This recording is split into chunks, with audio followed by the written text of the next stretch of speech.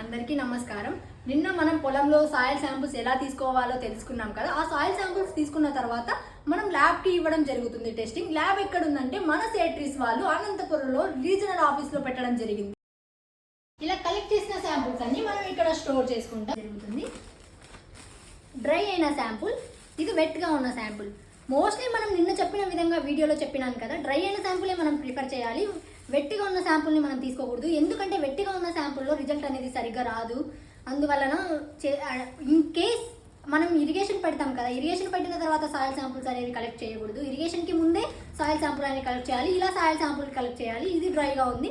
ఇది నెక్స్ట్ మనం సీవింగ్ అనేది చేసుకోవాలి. 2 mm సీవ్తోనే మనం జల్లెడ అనేది జల్ల పెట్టుకోవాలి.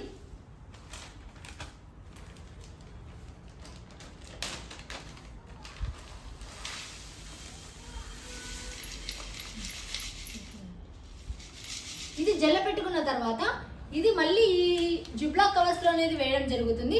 లేబుల్ అనేది తప్పనిసరిగా వేయాలి.